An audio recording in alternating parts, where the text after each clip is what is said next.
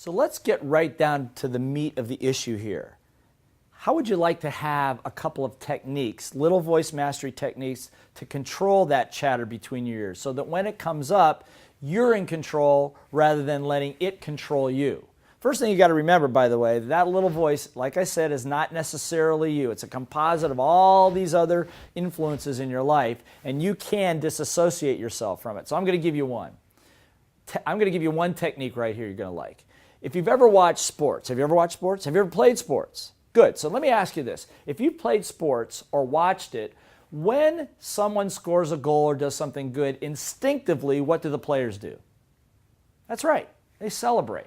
Headbutts, high fives, chest butts, whatever the case might be. The reason is that's called anchoring a win, or what we call celebrating all wins. Probably one of the simplest, most powerful little voice techniques possible.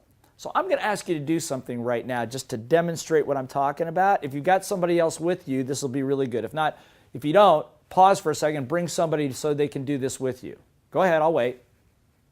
Come on, go get somebody else. Okay, good. All right, good. So now you got somebody else sitting there. Here's what I'm going to ask you to do. I'm going to ask you to do something that maybe your little voice doesn't like. Maybe your little voice is going to think, oh, that's too childish. Or if you're overseas from another country, oh, that's so American, or whatever the case might be. Just tell your little voice to shut up and do it anyway, okay? Here we go. I want you to turn to that person next to you, give them a high five, and tell them they're awesome. Ready? Go. You're awesome. Come on, do it. Now, if you're by yourself, nobody's there, take your right hand, make a fist, and say, I'm awesome. Come on, do it. Nobody's watching.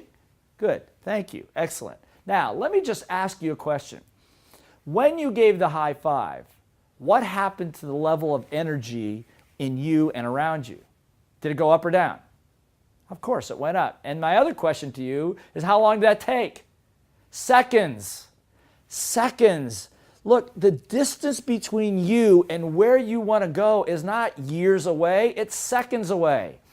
We do programs where I teach people sales, and we do entrepreneurship and presentation. I've had people generate $35,000 in sales in 10 minutes.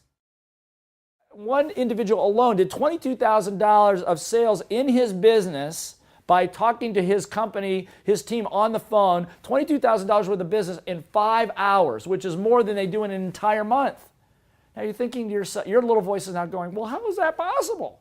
It's possible when you understand how to get the little voices out of the way by using some of these techniques. Let me give you another couple examples here.